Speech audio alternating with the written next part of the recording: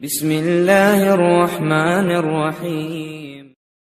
السلام علیکم دوستو، میرا نام آصف خان اور آپ دیکھ رہے ہیں انڈین مسلم۔ جنگ بدر میں جب مسلمانوں نے مشرکین مکہ کو زبردست شکست دے ڈالی تو اس شکست کو مشرکین مکہ برداشت نہ کر پائے اور انتقام کی آگ میں برابر جلتے رہے۔ جنگ بدر کے بعد مکہ کا سب سے بڑا سردار بنا ابو سفیان۔ ابو سفیان نے مسلمانوں سے جنگ کرنے کی ٹھان لی تھی اور اپنی ساری مال و دولت جنگ کی تیاریوں میں لگا دی۔ ابو سفیان نے مکہ کے آس پاس کے سارے قبیلوں کو اپنے ساتھ ملا لیا۔ 1 سال تک لگاتار جنگ کی تیاریاں ہوتی رہیں۔ اسی بیچ سارے مسلمان نبی صلی اللہ علیہ وسلم کے ساتھ مدینہ میں رہ رہے تھے۔ مدینہ کے یہودی اور کچھ منافق لوگ خفیہ طور پر مکہ والوں کی مدد کر رہے تھے اور مسلمانوں کی خفیہ خبریں مشرکوں تک پہنچا رہے تھے۔ اس 1 سال کے وقفے میں ابو سفیان نے 3000 آدمیوں کی زبردست فوج تیار کر لی تھی اور شوال کے مہینے میں اپنے لشکر کے ساتھ مسلمانوں پر حملہ کرنے نکل پڑا۔ یہاں ایک بات غور کرنے لائق ہے کہ جنگ بدر اور جنگ احد بھی کافروں کی طرف سے شروع کی گئی، جبکہ مسلمان ہمیشہ امن و سکون چاہنے والے تھے، مگر مسلمانوں کو مجبوراً اپنے بچاؤ میں جنگیں لڑنی پڑی۔ جبیر بن مطعم جو ایک قریشی سردار تھا، اس کا ایک غلام تھا جس کا نام وحشی تھا۔ یہ غلام حربہ چلانے میں بڑا ماہر تھا۔ جبیر نے اپنے اس غلام سے کہا کہ اگر تو حمزہ کو قتل کر دے گا تو میں تجھے آزاد کر دوں گا۔ ابو سفیان کی بیوی ہندہ نے کہا کہ اگر تو نے یہ کام کر دکھایا تو میں تجھے سونے چاندی سے مالا مال کر دوں گی۔ ابو سفیان کا لشکر مکہ سے روانہ ہو کر مدینہ کے پاس پہنچ گیا تھا۔ تب نبی صلی اللہ علیہ وسلم کو اس کی خبر پہنچی۔ آپ صلی اللہ علیہ وسلم نے اسی وقت سارے صحاباؤں کو اکٹھا کر جنگ کے بارے میں مشورہ کیا۔ کچھ صحاباؤں کی رائے یہ تھی کہ ہم مدینہ میں ہی رہ کر اپنے بچاؤ میں جنگ کریں گے، جبکہ اکثر صحاباؤں کا یہ کہنا تھا کہ ہمیں مدینے سے باہر نکل کر کافروں کا مقابلہ کرنا چاہیے تاکہ کافر ہمیں کمزور نہ سمجھ بیٹھیں۔ مسلمانوں میں عبداللہ بن ابی نام کا ایک منافق بھی تھا جو تھا تو کافر مگر مدینے میں رہنے کے لیے مسلمان بنا ہوا تھا۔ اس کی رائے بھی یہی تھی کہ مدینے میں رہ کر ہی جنگ کی جائے۔ آخرکار نبی صلی اللہ علیہ وسلم نے فیصلہ کیا کہ ہم مدینہ سے باہر نکل کر کافروں کا مقابلہ کریں گے۔ اس دن 14 شوال جمعے کا دن تھا اور جمعے کی نماز کے بعد آپ صلی اللہ علیہ وسلم اپنے 1000 جنگجوؤں کے ساتھ میدان جنگ کی طرف روانہ ہو گئے۔ ابھی کچھ میل دور چلے ہی تھے کہ عبداللہ بن ابی نے اپنی منافقت ظاہر کر دی۔ وہ اپنے 300 آدمیوں کو لے کر مدینے کی طرف واپس چلا گیا، یہ کہہ کر کہ ہماری رائے نہیں مانی گئی اس لیے ہم مسلمانوں کا ساتھ نہیں دیں گے۔ ان 300 منافقوں کے الگ ہو جانے سے اب مسلمانوں کی تعداد صرف 700 ہی رہ گئی تھی، جبکہ دوسری طرف 3000 کافروں کا لشکر تھا۔ 700 جنگجو مسلمانوں کا لشکر آخرکار احد کی پہاڑی کے دامن میں پہنچ گیا، جہاں ابو سفیان کا لشکر پہلے سے ہی خیم زن تھا۔ لڑائی سے پہلے آپ صلی اللہ علیہ وسلم نے 50 تیر اندازوں کا دستہ عبداللہ بن زبیر رضی اللہ تعالیٰ عنہ کی سرداری میں پہاڑی پر مقرر کر دیا تھا اور ان تیر اندازوں کو حکم دے دیا کہ چاہے کچھ بھی ہو جائے، چاہے کافر ہمیں کاٹ ڈالے، چاہے چیل کوے ہماری لاشوں کو نوچ رہے ہوں، پھر بھی تم اس پہاڑی سے نیچے مت اترنا جب تک کہ تم کو حکم نہ مل جائے۔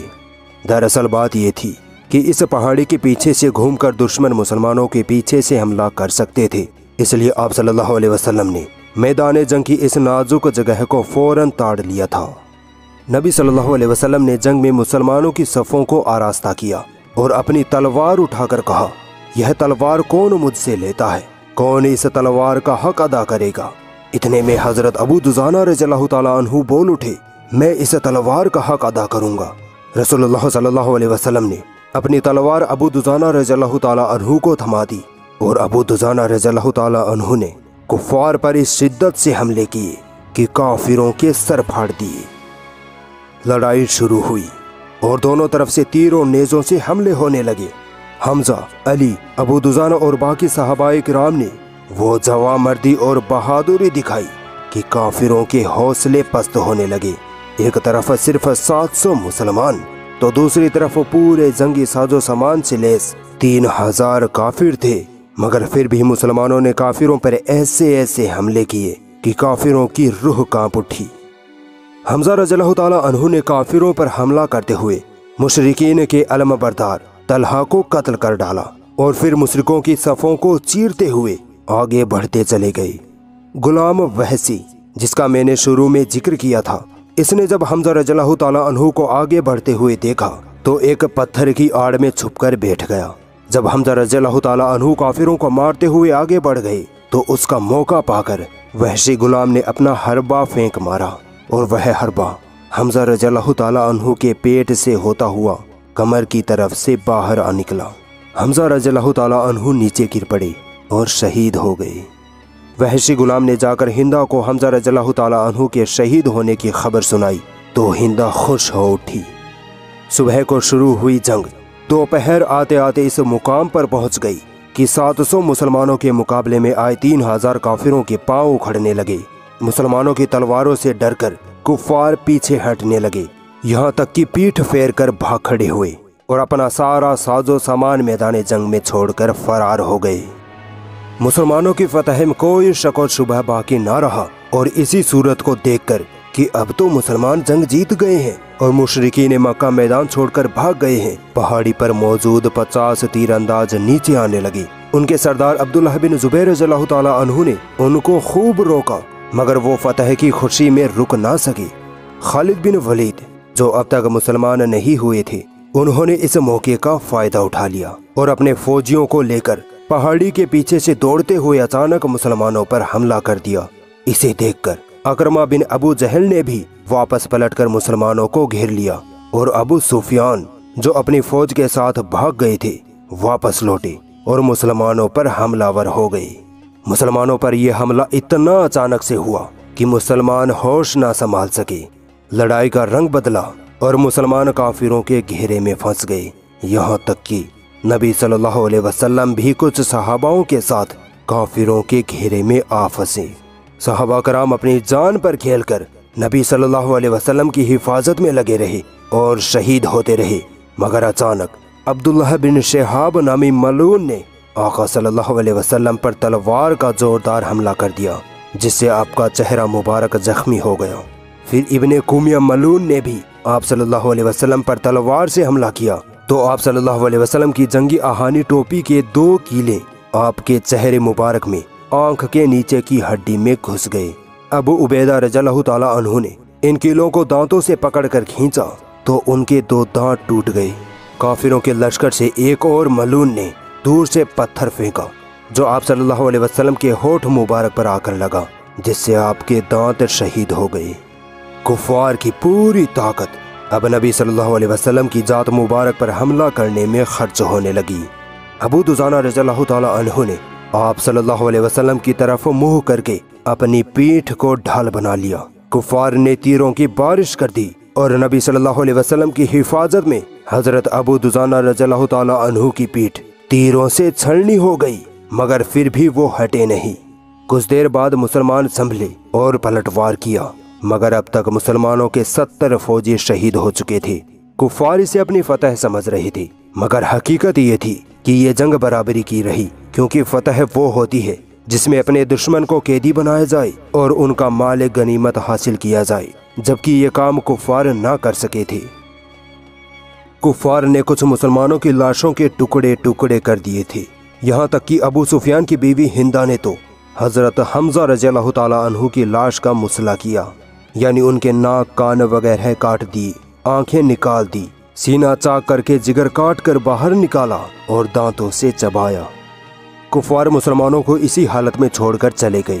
نبی صلی اللہ علیہ وسلم اپنے صحاباؤں کے ساتھ مدینہ آ گئے اور دوبارہ فوج کو تیار کیا اور کافروں کے پیچھے روانہ ہو گئے۔ ادھر ابو سفیان نے سوچا کہ یہ ہماری فتح نہیں ہے، کیونکہ نہ ہم نے مسلمانوں کو قیدی بنایا، نہ ہی ان کا مال غنیمت لوٹ سکے۔ مکہ جائیں گے تو مکہ والوں کو کیا بتائیں گے؟ اس لیے ابو سفیان واپس پلٹا اور اپنی فوج کے ساتھ مدینہ پر حملہ کرنے کے لیے روانہ ہو گیا۔ نبی صلی اللہ علیہ وسلم اپنی فوج کے ساتھ مقام حمراء الاسد میں ٹھہرے۔ جب اس بات کی خبر ابو سفیان کو لگی کہ محمد صلی اللہ علیہ وسلم اپنی فوج کے ساتھ اس کی طرف آ رہے ہیں تو ابو سفیان خوفزدہ ہو گیا اور مکہ کی طرف اپنی فوج کو لے کر بھاگ کھڑا ہوا اور مکہ میں پہنچ کر ہی اس کے دم میں دم آیا۔ नबी सल्लल्लाहु अलैहि वसल्लम को खबर मिली कि अबू सुफियान अपने लश्कर को लेकर मक्का में भाग गया है, तो आप सल्लल्लाहु अलैहि वसल्लम भी अपने लश्कर को लेकर वापस मदीना आ गए। जंग ओहद में तीर अंदाजों की अनजाने में की गई गलती और हुक्म की तामील में कोताही करने के सबब से मुसलमानों को जंग में बहुत बड़ा नुकसान उठाना पड़ा। इस जंग की निस्बत आम तौर पर यह मशहूर है कि इस जंग में मुसलमानों को शिकस्त हुई, मगर हकीकत यह है कि ना तो मुसलमानों ने मैदान छोड़ा और ना ही काफिरों की आगे हार कबूल की, जबकि कुफार ही आधी जंग में ही भाग खड़े हुए थे और बाद में गीदड़ की तरह पीछे से हमला किया। और उसके बाद भी जब कुफार को पता चला कि मुसलमान फिर से जंग करने के लिए आ रहे हैं, तब भी कुफार सीधे मक्का जाकर छुप गए। इस हिसाब से ये जंग बराबरी की रही। इस जंग में मुसलमानों को एक सीख ये मिलती है कि चाहे जान चली जाए मगर नबी की नाफरमानी कभी नहीं करना, वरना इसका खामियाजा इतना बुरा होगा कि तुम संभाल नहीं पाओगे।